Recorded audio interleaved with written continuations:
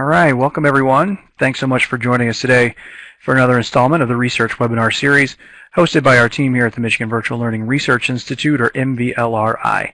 The goal of MVLRI is to expand Michigan's capacity to support new learning models, engage in active research to inform new policies in online and blended learning, and strengthen the state's infrastructures for sharing best practices. MVLRI is a division of MVU, or the Michigan Virtual University, a nonprofit organization whose mission is advancing K-12 education through digital learning, research, innovation, policy, and partnerships. MVU is also the parent company of Michigan Virtual School, a supplemental state-sponsored virtual school, Michigan LearnPort, an online professional development portal for K-12 educators and personnel, and MyBlend, a blended learning initiative providing K-12 schools with resources, products, and services to personalize learning options for their students, as well as improve student achievement. Just a quick disclaimer before we get started today. This webinar will be recorded and shared publicly. Consequently, anything shared during this webinar, including chat comments, could be shared publicly. This webinar may represent a presenter's or an attendee's personal views, opinions, conclusions, and other information which do not necessarily reflect those of MVU and/or the Michigan Virtual Learning Research Institute, and are not given nor endorsed by MVU/MVLRI unless otherwise specified. I see quite a few familiar names in attendance today, so thank you all for joining us. And for those of you who don't know a lot about MVU, hopefully you've been able to learn a little bit more about us today as well. Before we hand it over to our presenters, I just want to give a brief introduction for each of them. First, we have with us Jessica Heppen, who is a managing researcher at AIR, whose research is primarily focused on technology, mathematics, and data use in secondary schools, with an emphasis on improving academic outcomes for at-risk students. Dr. Heppen has designed and led a number of intervention studies in school settings funded by federal grants and contracts, including 3 randomized trials of online or blended Algebra 1 models, an impact study of math content-focused professional development for teachers, an efficacy trial of the Check and Connect mentoring program, and a large-scale randomized trial testing the impact of AIR's early warning intervention and monitoring system. In related work, Dr. Heppen has led several analyses using state and local data of the strongest predictors of high school graduation and was the original developer of AIR's early warning system tools, developed under the National High School Center. She has published articles, briefs, and practical tools focused on high school improvement and increasing graduation rates. She earned her PhD in social psychology from Rutgers University in 2003, and prior to working at AIR, Dr. Heppen conducted evaluation studies of educational technology interventions in secondary schools in New York City. We also have with us Suzanne Taylor, who is a researcher at AIR. She currently works in the Technology for Teaching and Learning practice area, focusing on online learning and applications of technology in education. She currently works on the On-Time Graduation Project, a randomized trial evaluating the Early Warning Intervention and Monitoring System, EWIMS, conducted by REL Midwest and funded by the U.S. Department of Education's Institute for Education Sciences. Her responsibilities on this project include serving as a school liaison, managing data collection activities, and conducting analyses. She also contributes to the Back on Track study, which we'll be hearing about briefly, a randomized trial of the impact of online credit recovery for at-risk students funded by the Institute of Education Sciences. For the Back on Track study, she conducts analyses that focus on the implementation conditions that support students and students' experiences with online credit recovery. Ms. Taylor earned a Master of Arts in Sociology from the University of Akron. With that, I want to welcome our presenters and hand it over to them. Okay, thank you, Justin. Can you hear us okay? Perfect. Wonderful, wonderful. All right, thank you so much for the introduction. This is Suzanne Taylor, and I have Jessica Heppen in the room with me as well. Hello. And we will be talking and presenting the results from a randomized trial of online and face-to-face algebra credit recovery. So this is our Back on Track study.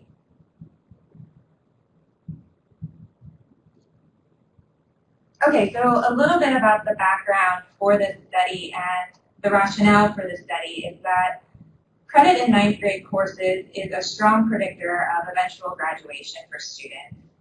And Algebra 1 is a common stumbling block for them. However, there's really little research on credit recovery and whether students can actually get back on track using this method. But online classes have emerged as a promising strategy for expanding credit recovery opportunities, but there's no rigorous evidence of their effectiveness. At the same time, online learning has been rapidly expanding. So as I'm sure everybody in this room knows, credit recovery is one of the fastest growing areas of K-12 online education, especially in urban school districts.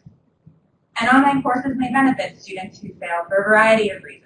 They can offer a different mode of instruction than the version of the failed face-to-face course. They can be interactive, they can be graphically rich in their presentation of content, and they can be flexible, allowing students to work through the course at their own pace. And they also offer students immediate feedback on their assignments and assessments. And these online courses can also offer flexibility for schools in that the schools don't need to know how many students enroll ahead of time, and they also don't need a full section of students in order to run these types of courses. And usually the schools don't need to find a qualified teacher for the summer.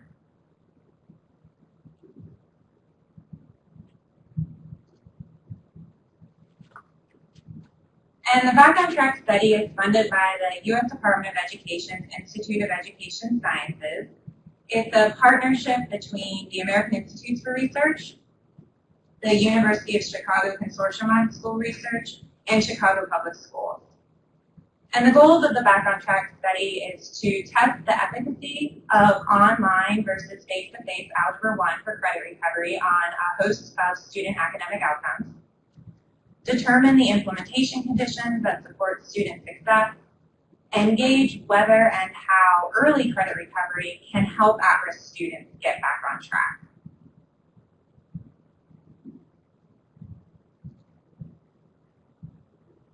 So the goals for today's presentation are to present the results of the effects of online versus face-to-face algebra credit recovery on academic outcomes. And two, we're going to be looking at the implementation conditions that support student success by describing the role of in-person instructional support for students taking online credit recovery.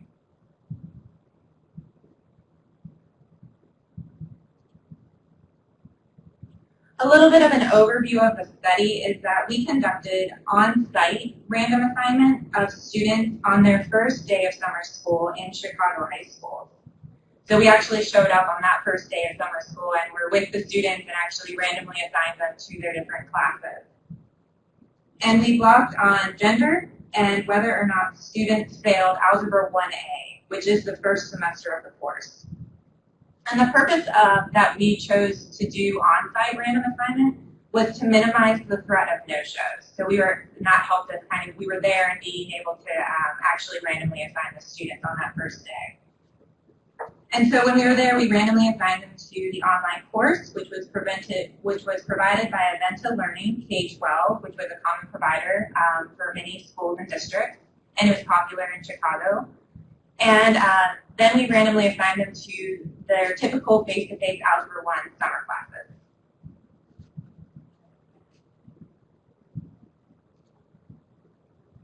So here we show our study timeline and key outcomes.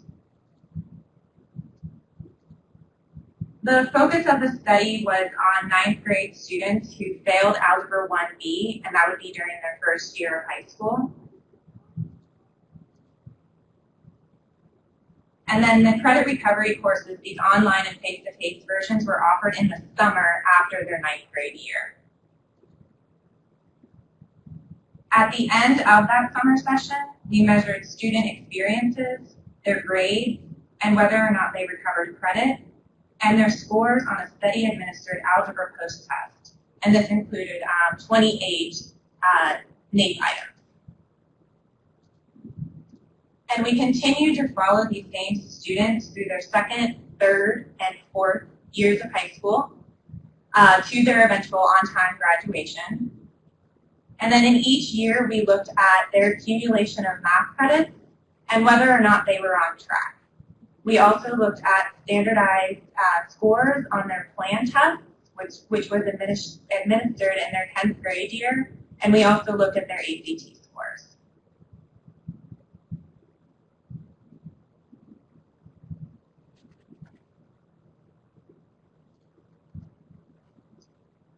So there were two cohorts of students that were pooled for analyses.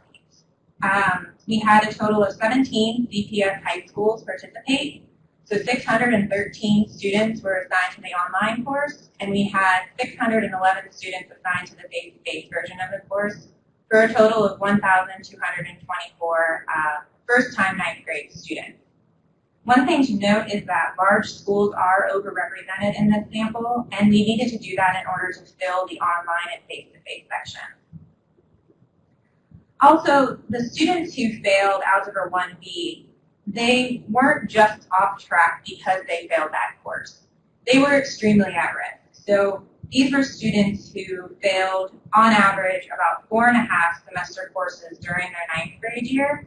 They also had very low GPAs, and they also had a high absent rate.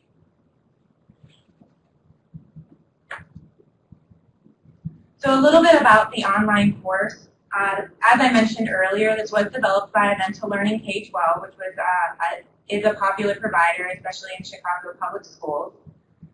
In this online course, it is self-paced with tutorials and practice exercises, but it's not computer adaptive. It also focuses exclusively on second semester algebra content, and the students aren't able to go back to earlier materials such as pre-algebra or the first semester algebra content. And the structure and content of the online course was essentially the same for both cohorts of students. And then for the online students, they attend summer school at a local high school. It may not be their regular high school during the year, but they do take the course in the physical school and usually in a computer lab. They can also access the online course outside of the school day, and students have access to 2 adults in the online course: their online teacher, who is virtual, and then an in-class mentor who's in the classroom with the students.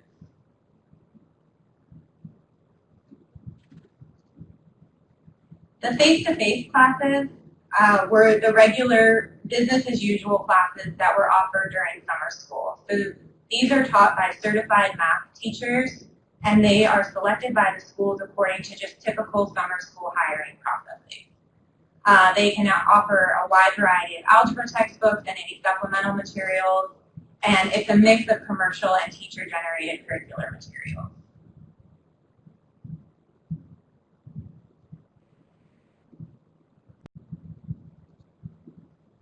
So a little bit about the implementation of the credit recovery courses.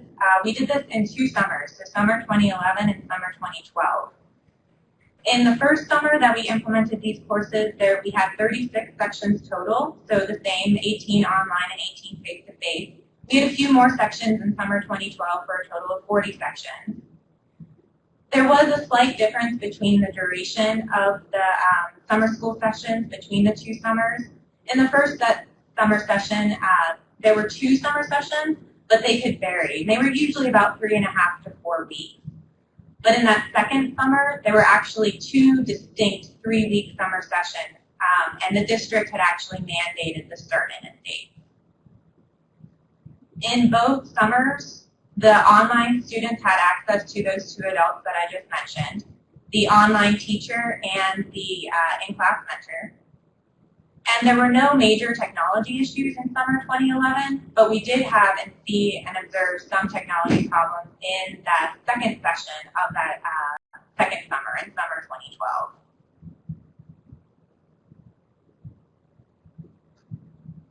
And one other thing to note is that the schools were slightly different, schools in cohort 1 and 2, but we also had some of the same schools participate in both summers.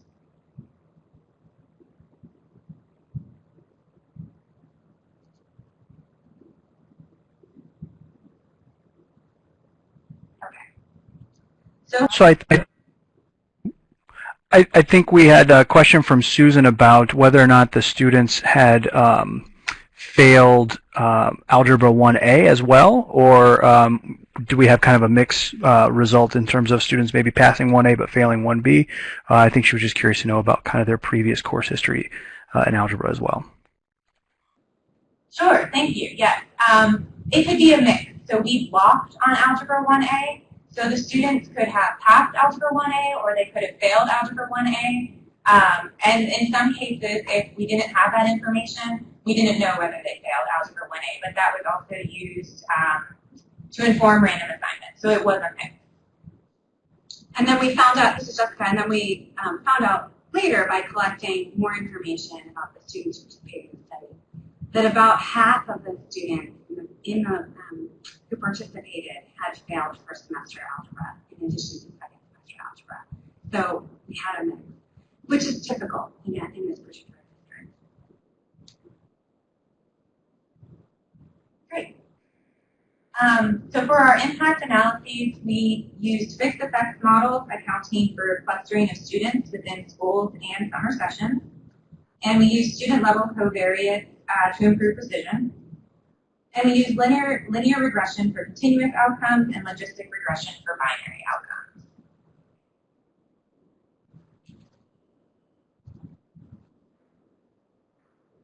Okay, so here are the results on student experiences and attitudes. In general, online was seen as more difficult and less clear than the face-to-face version.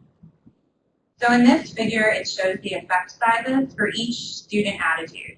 So effect sizes from -1 to 0 on the left side of the graph indicate student experiences in favor of the face-to-face course.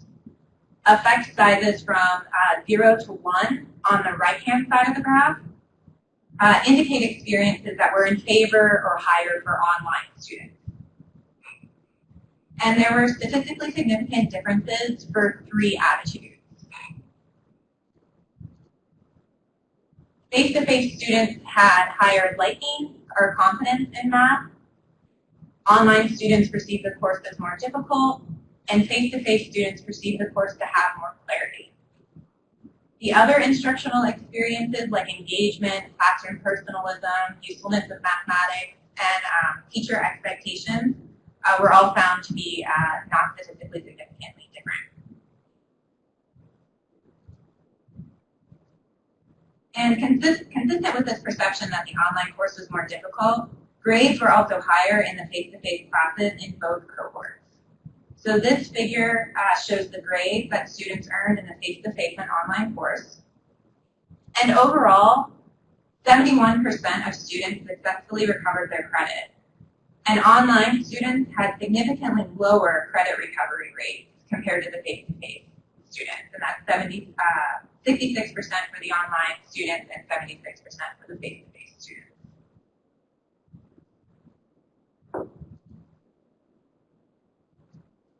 And then at the end of the course, the study team administered an algebra post-test that I mentioned earlier. And on the post-test, online students had significantly lower scores. So the effect size is on the left side of the figure, and that's in favor of face-to-face. And online students got 38% of the questions correct, and the face-to-face students got 40% of the questions correct. And overall, these percentages are quite low for both groups. But our analysis also takes into account not only the percentage correct, but also the difficulty of the items as well.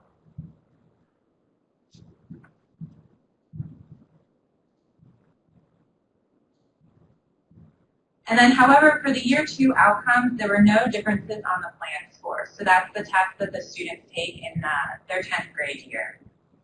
And there are no differences on the overall math scores or on the algebra component of the test.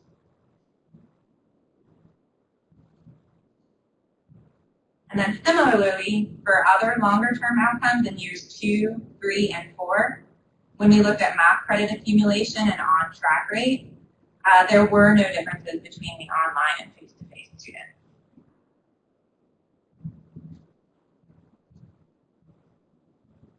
In looking at their scores on the ACT test, there also were no differences in year 3 on either the ACT composite score or the ACT math component.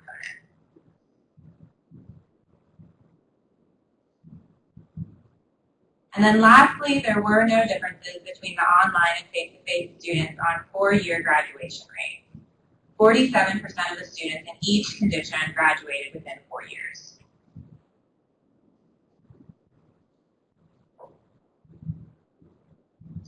So in conclusion, in the short term, the face-to-face version seemed to benefit students more over online. The face-to-face students had higher pass rates and grades. They also had higher post-test scores. But overall, students were successful in both online and face-to-face, but there were no longer-term differences. So when we think about those results, is it that the online course was perceived as harder? It may have just been too hard for the students? And what might be the right balance of remediation and rigor for these students? Is it possible that students need more face-to-face support when taking online courses?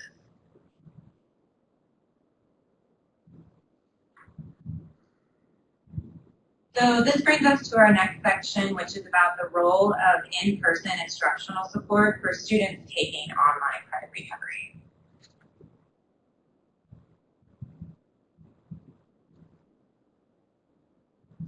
So why should we look at the role of in-class mentors in an online credit recovery course? As I mentioned earlier, students have access to 2 adults in this online course. They have access to an online teacher with whom they interact with in the online course, but they don't meet the online teacher in person. And they have access to an in-class mentor who's in the physical classroom with the student as they progress through the course. In this study, the online teachers were hired by Aventa and were certified math teachers. And their role usually included giving assignments, monitoring student progress, and communicating with students through the individual messages and class message boards. The in-class mentors, on the other hand, supervise the classroom while students take the online course, but their responsibilities can vary. And that really depends on the type of online course and the school. And not much is known about how mentors carry out their role in online summer credit recovery settings.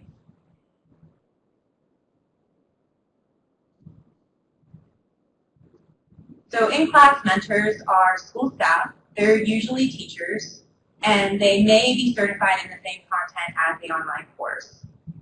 For this study, the participating schools selected school staff to serve as the in-class mentor, and the mentors were not required to be certified in math, which is actually very typical of implementation of credit recovery courses. And then the in-class mentors, some of their activities can include monitoring students' progress in the online course, helping students with any technology issues, possibly serving as the liaison between the online teacher, who is virtual, and then the school. And then it's not required, but the in-class mentors can support students by providing some additional instruction. And in this study, the online mentors were not required to provide instructional support, but we did not ask them to avoid doing that.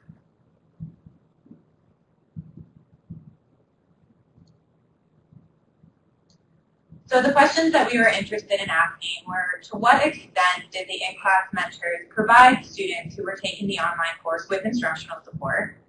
And what were the characteristics of these mentors who did provide instructional support? And which types of students were most likely to have mentors who provided this instructional support? And then did students ultimately benefit from having mentors who provided some additional instructional support? And we looked at their 2 different things. Those are their online course progression, completion, and course performance, and that's within the online course. And then we looked at different academic outcomes as well.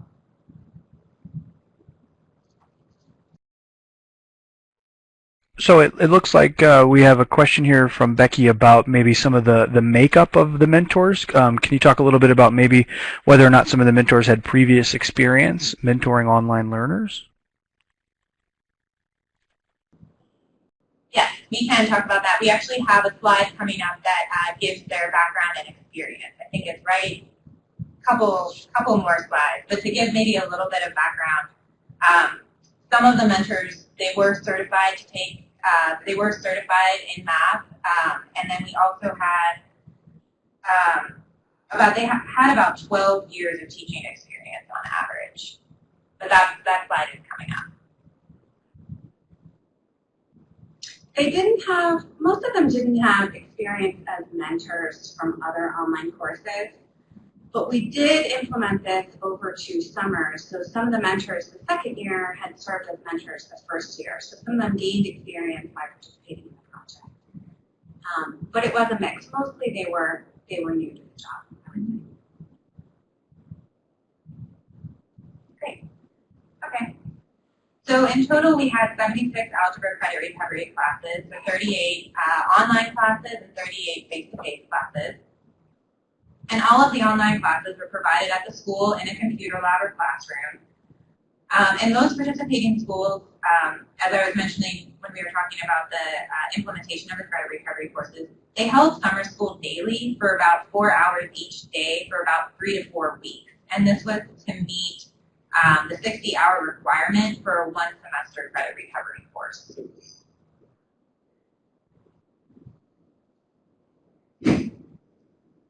So as part of the study, the in-class mentors completed daily logs, and we used the mentors' self-reported activities in their logs to determine how much of that 60-hour course mentors spent answering students' questions about two things: math content presented in the online course and math topics needed to understand Algebra 1.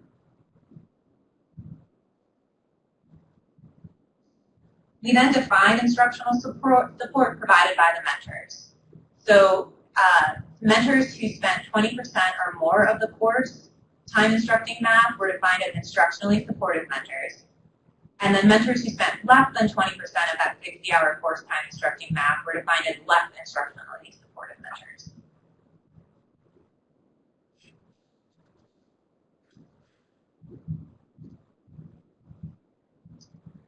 And this figure shows the online sections and the amount of time that mentors reported spending providing instructional support. 21 online classes had mentors who spent less than the 12 hours of the 60-hour course instructing math, and these sections are shown in gray.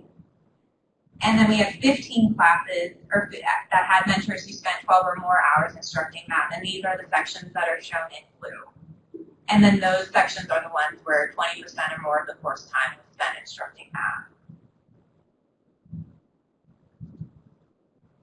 And here just is a little bit more about the characteristics of the mentors. The less instructionally supportive mentors, 48% were certified math teachers and had on average about 11 years of teaching experience. And instructionally supportive mentors, 67% were certified math teachers and had 12 years of teaching experience on average.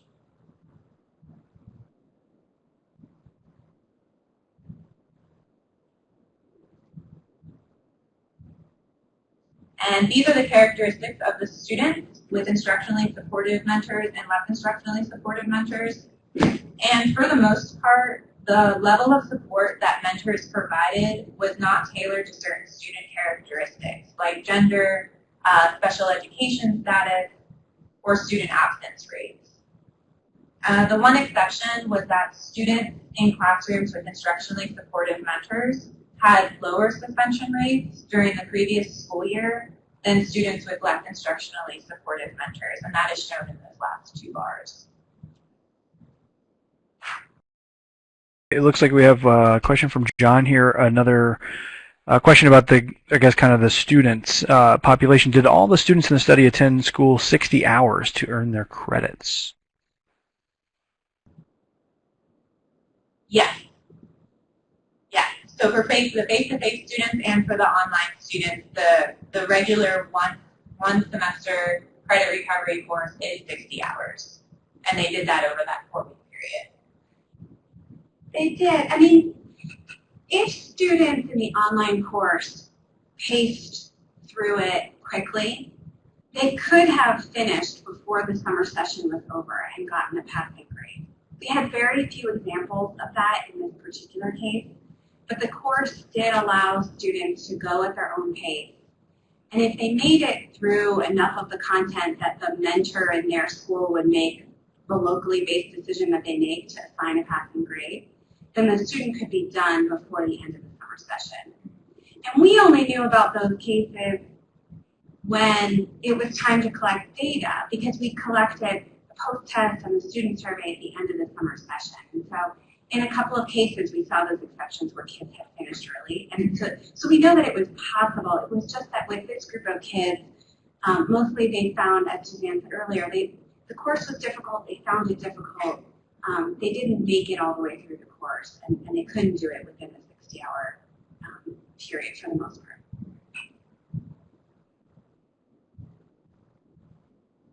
Great.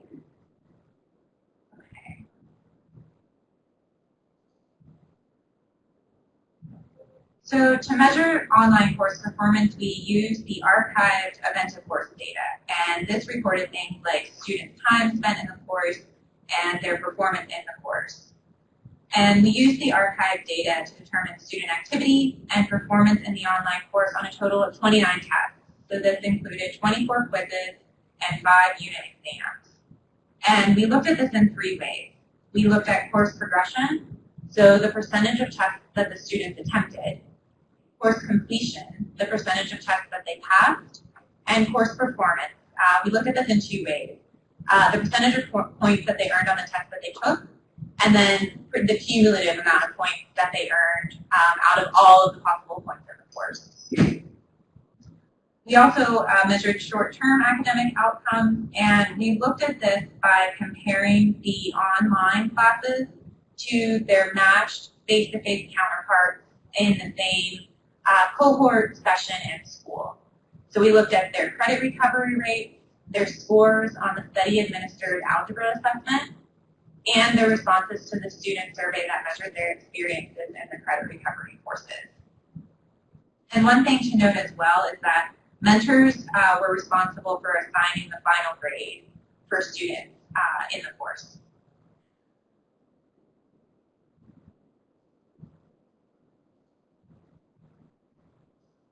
So this figure shows the students' progression in completion and performance in the online course. And as you can see, students with less instructionally supportive mentors progressed a little bit further through the course, attempting 77% of the tests, compared to students with instructionally supportive mentors, and they attempted about 65% of the tests. And when you look at course completion and performance, students with instructionally supportive mentors passed 40% of the tests compared to 32% for students with less instructionally supportive mentors. And students with those instructional support from their mentors had higher scores on the tests they attempted, and that's that 55% versus the 47%. However, when you look at the last 2 bars, students with either instructional support or less instructional support from their mentors only earned about 1/3 of all possible points in the course.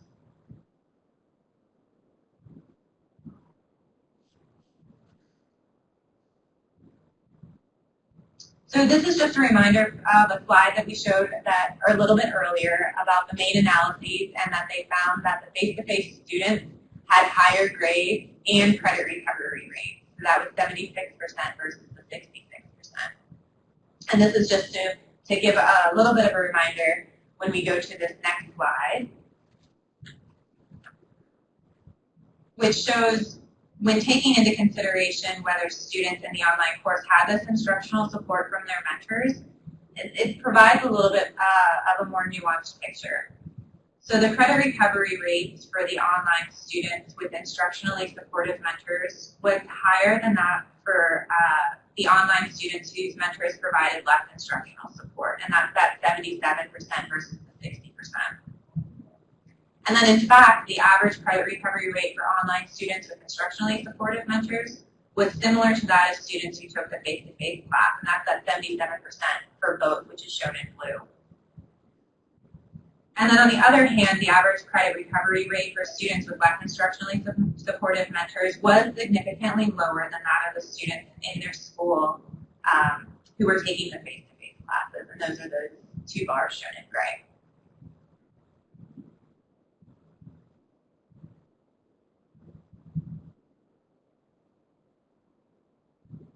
However, when you look at the other short-term outcomes, there was no other benefit for the student. So there wasn't a benefit on the end-of-course post-test or the math attitudes, all of which were found in those main impact analyses to be higher or more positive for students in the face-to-face course.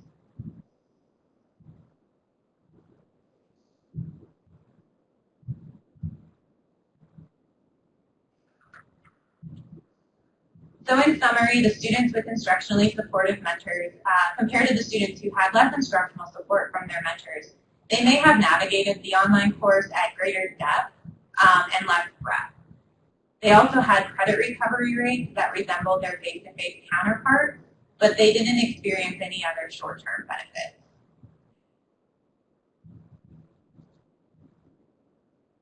So in conclusion, the algebra learning, we saw some evidence that it was low for both online and face-to-face students. So it really suggests little evidence of kind of content recovery. And the face-to-face instructional supports and online courses may be needed for these students who are more at risk when they're trying to attempt to recover their credit and potentially get back on track towards graduation. It's possible that spending 20% or more of the course time providing some additional instruction for these students might be helpful.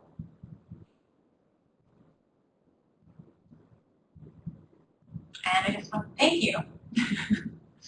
And there's a good discussion going on in the chat box about the fact that in this online course, as in other online courses, although we'd love to hear about models that you know of or that you're using that vary the responsibility of who assigns the grade. But in this model, the in-class mentor was a certified teacher, whether they were a math teacher or not, in a Chicago high school, who was responsible for assigning the grade.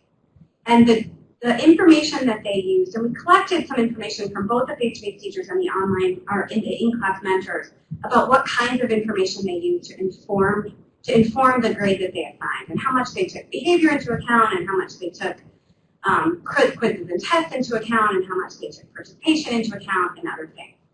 We knew that they didn't take attendance into account because this was summer school and there were strict policies about kids' attendance. If they didn't come, then they were just dropped from the course. So we knew that they didn't take that into account, but all these other things. So the in-class mentors were the ones who assigned the grade, not the online teacher. The in-class mentors also gave us these daily logs about how they spent their time, and some of them reported more time spent answering math questions, and others spent less time answering math questions. And so it's possible that when they went to assign grades, that their thinking about the grades that kids should get was informed by the kinds of questions that kids asked them, how actively they engaged the mentor in trying to do well in the course. And I think that's a really interesting possibility. We present these findings about the mentor instructional practices in a very different way than our experimental online versus face-to-face comparison. These are really descriptive. They're meant to generate discussion, and they're really exploratory and lead to other questions that could be tested in other studies. Thank you for addressing those questions in the chat box. I'm just seeing some questions here about some other aspects of the study about mentors, spending time on maybe discipline issues or other things. So if we could get someone to comment on that. And then I will also open up the floor to folks in attendance who want to use their microphone to ask questions. So if you'd like to, you can actually just go ahead and raise your hand using the status button on the top ribbon there. There's kind of an icon. Thank you, Diane. I appreciate that. So if you'd like to, again, just hop on the mic and ask a question, I'd be happy to grant mic rights as well. So if our presenters could comment a little bit on Jared's question about the time spent possibly on discipline issues working with students from who had kind of a high suspension rate background as well.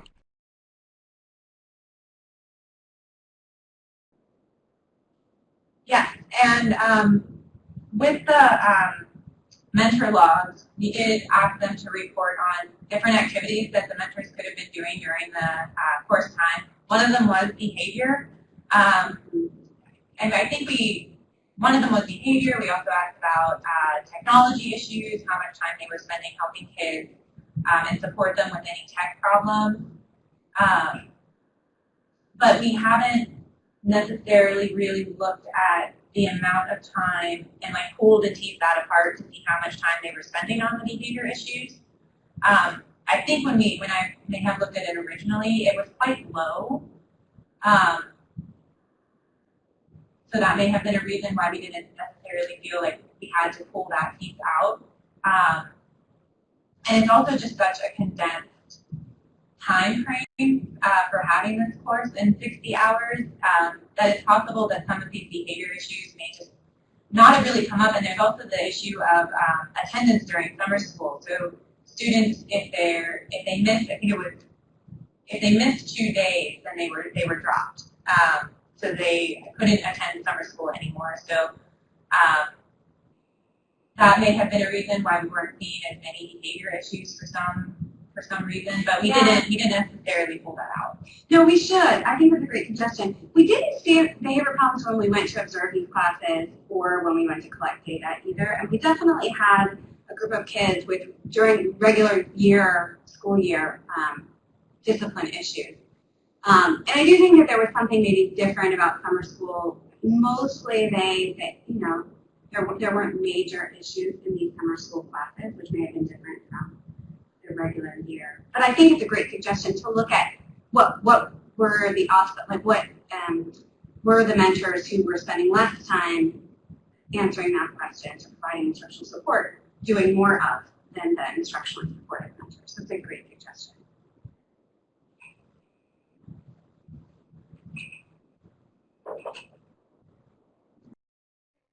This is Diane. Can you hear me? Yep. Okay, excellent. Okay, so I work with Connections Education, and our curriculum, our courses are probably pretty similar to the format of the K-12 courses. And we have blended high schools in the Nexus Academies, and we were trying to dig in more to get a better picture of support and what was working to help students be more successful. So all that is leading up to the question of, you had your folks, your mentors, keep track of their time and what they did with students. We saw at one of our schools, the mentors did a lot with supporting students through portfolios, which could be anything from an essay in English to writing up a science lab in science to some sort of, web search, and mini report in social studies. I'm not sure. I know that there are portfolios in math, but I can't really think of an example of one that might apply to algebra. But anyway, there was a huge difference among our schools compared to this one school where the mentors focused on making sure that students completed their portfolios within a week or two of when they were assigned. What they were finding was that if students weren't sure how to do this portfolio and didn't get support, then they would submit, a blank page for their portfolio, which of course would get a 0, and so their grade would drop, they're falling behind, and it started this snowball effect. So the one school dug in this year as part of their school improvement plan to make sure that this didn't happen. Students got their portfolios completed, they would sort of divide and conquer. This mentor is going to take students in one room, this mentor is going to take students in another room to work at, by different subject areas. And it had an amazing impact. And I just wondered if you had any breakout data on looking at the kinds of activities that mentors did that had, more of an effect than others.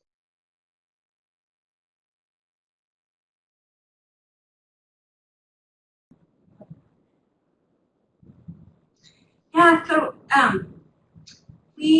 so that's really interesting. I think that this course, so it sounds like the mentors in that case, in that school, the mentor was the one that put together the portfolio or structured that, is that right? Structured the organization of, each mentor taking a different subject area and dividing up the kids, and either assigning them if they could tell that the kids were behind, as well as letting the kids choose which one to go to as long as they were working on a portfolio, if in fact that's what they needed. So I think there was some choice, but some mentor assignment. But they felt that kind of support had huge impact on, student success from an instructional support perspective of a mentor. That's really interesting. Yeah, what we know about what the mentors did in this study is mostly based on the observations that we did and the logs that we collected. And we do know that they did some things that were different, but not like what you're describing. Mostly it was like kind of pull out, push in, additional support. So sometimes they would work with students individually, sometimes they would work with kids as a group. Sometimes we heard more about that, sometimes we didn't.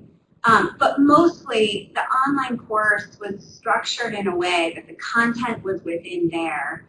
And as Suzanne said earlier, the mentors weren't told that they couldn't provide instructional support, But with this particular model at the time, there weren't mechanisms for mentors to really get involved deeply in the content that students were using in the way that it would take, I think, to have a really thoughtful portfolio approach like the one that you're describing, which could be really great for credit recovery. In this case, the online course was pretty self-contained. And again, mentors weren't stopped from trying to help kids and bring their best tools to support them. But as far as that integration, I think it wasn't really there for this particular model. And I think that that's pretty typical for credit recovery courses around the country. And I think we're all, really on board with testing out different models and seeing what kinds of support work best for different kids. So thanks for sharing that example. That's really interesting.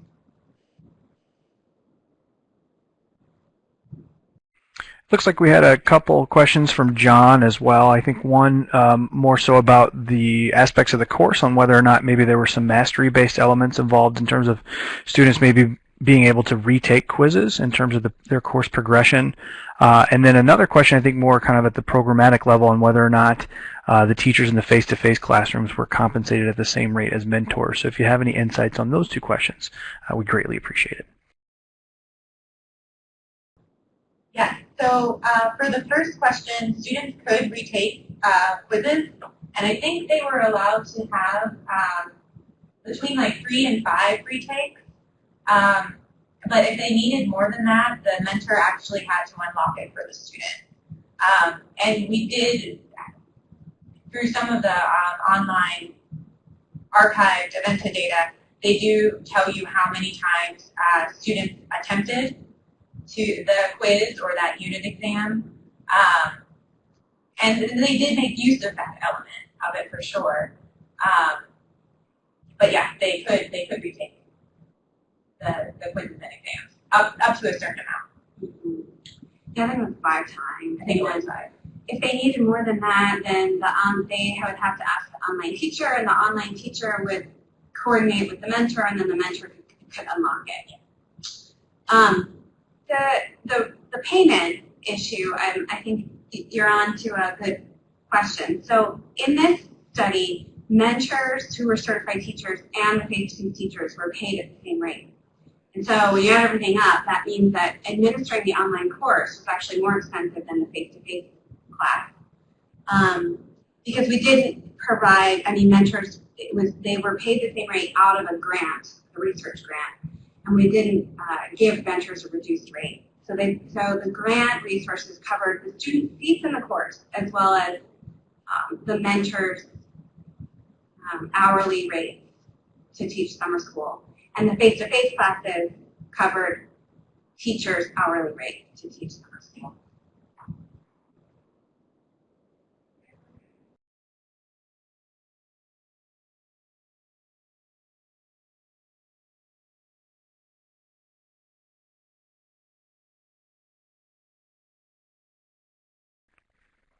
Great. Well, thanks everyone for some great discussion. Please keep it up as we go along. We do have a couple more minutes here, so if you have some more questions, I'd be happy to highlight them as well. It looks like we have a question about what specific math supports may have been provided, kind of in the line of differentiating what supports were provided by the mentors. And then another question from John on the sense of the high and low numbers of hours spent by students in the online course. I know you said you had some data in terms of what kind of time was spent in the course, but if you could have a little more specific insight on that, I think we'd greatly appreciate it.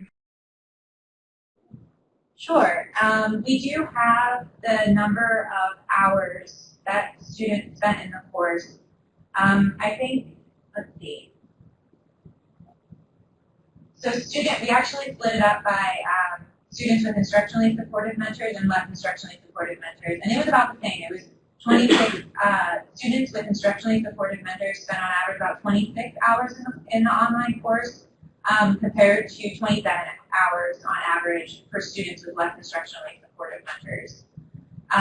So this is averaging across all the students. So some of them missed 2 days and then they were dropped, right? So it doesn't hone in on the kids who stayed in the course. I think we'd have to get back to you about those hours, which would be good to do. And that's related to the question of what was the low and the high. I mean, the low is the kids barely logged in, and the high, I think we have to check and see if we have any records for students who were logged in more than the 60 hours.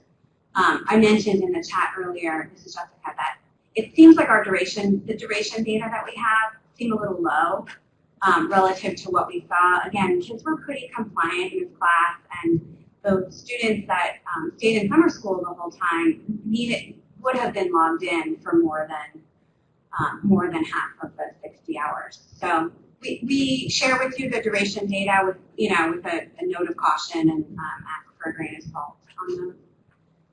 One of the other questions was about math support provided by the mentors, and we don't have details about the topics that they covered, and we really wish that we did. So what we did in this study, and Suzanne alluded to some of this in the first portion of the presentation, we knew, as far as what the content was in the online course, we knew exactly what that was, and we could describe it and characterize it. And we knew we were comparing how students did in the online course to how students did in a face-to-face comparison. So what we didn't know was what the face-to-face teachers covered. And so we collected from the face-to-face teachers classroom materials that shed light on the content that they covered with students, which was, as you'd expect, a mix. It was a mix of pre-algebra content, what you'd expect to see in first semester algebra, and what you'd expect to see in second semester algebra that was aligned to the content that was in the online course. In the online course, it was all second semester algebra, which again gets back to the issue of the difficulty of the course. What we don't know is when mentors provided instructional support, what content they covered. We could probably assume that it was some of the first semester algebra content and the pre-algebra content that the face-to-face teachers reported covering. So we could probably summarize that and have a brief that we're working on now that digs into the content in the online course and the comparison, the control classes, the face-to-face classes, and we'll be glad to share that with this group when it's ready.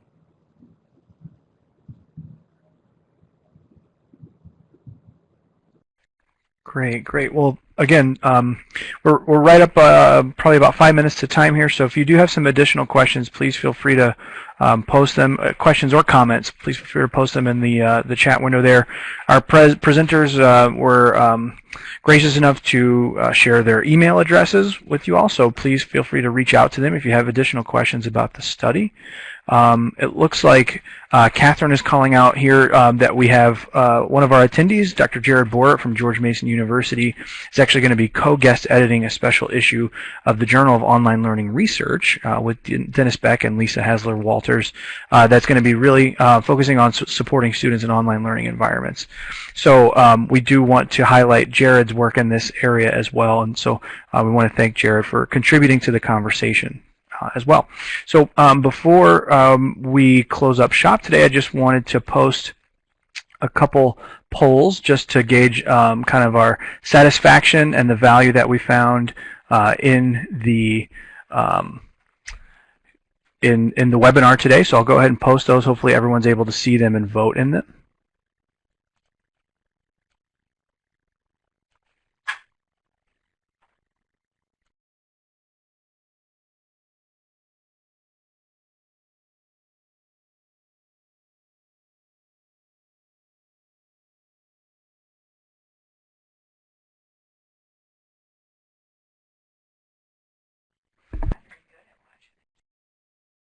So I'm going to move the polls over here to the side to cover up our names and our discussion notes, and then we're just going to wrap up with a few more closing items that are pertinent to MVLRI.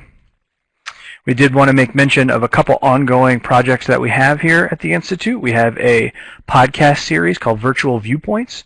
So you can actually find the podcast series in the Google Play Store or the iTunes Store. you can actually find a listing of all of our episodes and some kind of short explanations of each episode at the link there at mvlri.org/presentation/podcast. If you're interested in coming and being a guest on the podcast, please reach out to us directly. We're going to have our contact information up shortly so you can come on and talk about some of the work that you're doing that incorporates online learning and blended learning research at the K-12 level.